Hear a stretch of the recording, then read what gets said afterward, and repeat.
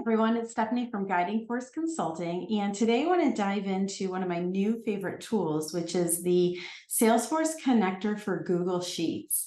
You will often hear me rave about the connector with Gmail, which helps you drop in emails and contacts right from your inbox for everyone who's using the Google Suite.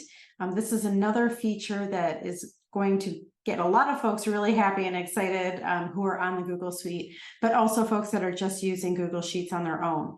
It's going to help you import data from your Google Sheet into Salesforce without using any special features or other websites. So let's dive into this super quick demo, and then we can talk about some use cases after. All right, so first thing I want to mention is I'm already logged into my Salesforce demo organization. This is all fake data, but you're going to log into your real Salesforce production. And then I'm opening a brand new Google Sheet. So if you don't have the extension, which you likely don't, already installed, you're going to go to Extensions, Add-ons, and then Get Add-ons. From here, you're going to search for the Salesforce Connector. And when this one comes up that says Salesforce Connector for Google, this is when you're going to click on. It'll download into your system.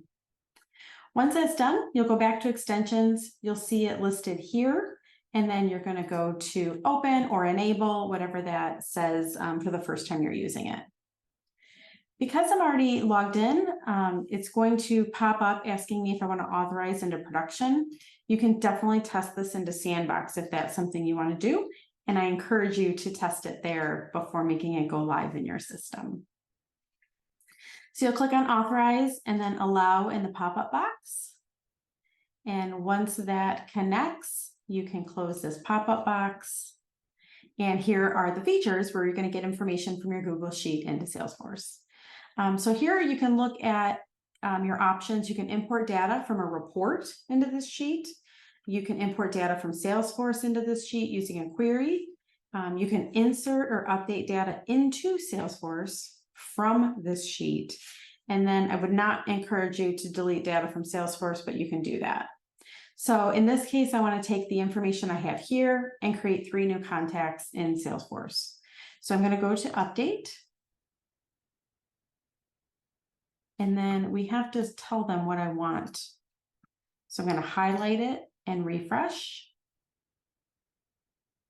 And we're going to say what object do we want to add this to? Well, these are going to be new contacts. You could do this for accounts, opportunities, whatever objects you're using in your organization. And then I'm going to say, do I want to insert it? Do I want to update records that are already in there, or both? In this case, I'm going to insert. If you wanted to update, you would have to add an ID field here that would say the contact ID number or the record type or something of that nature. So just know when you're updating, you do need to tell Salesforce the information through an ID. And then the results, they're going to give me in column G. That's fine. So I'm going to hit next. And then I'm going to look at my mapping. So it automatically said the first name is going to the Salesforce first name field. All of these look correct. This doesn't have a state. So I'm going to populate that one. And this doesn't have the postal code or the zip. So I'm going to populate that. Once they're all matched up appropriately, I'm clicking this gray box up here that says, yes, I want to map all these fields. And then I'm going to hit execute. It's going to say, are you sure you want to do this? I'm going to say, no, I don't, because I don't want my top column to go in. So I'm going to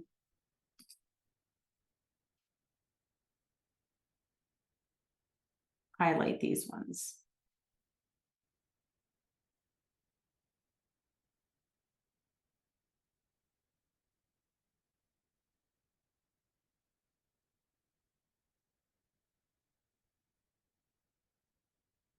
I'm going to have to redo this part, state, and postal code.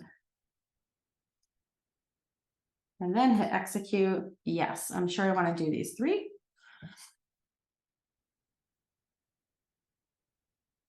Let's see. Well, Bob Jones is in here.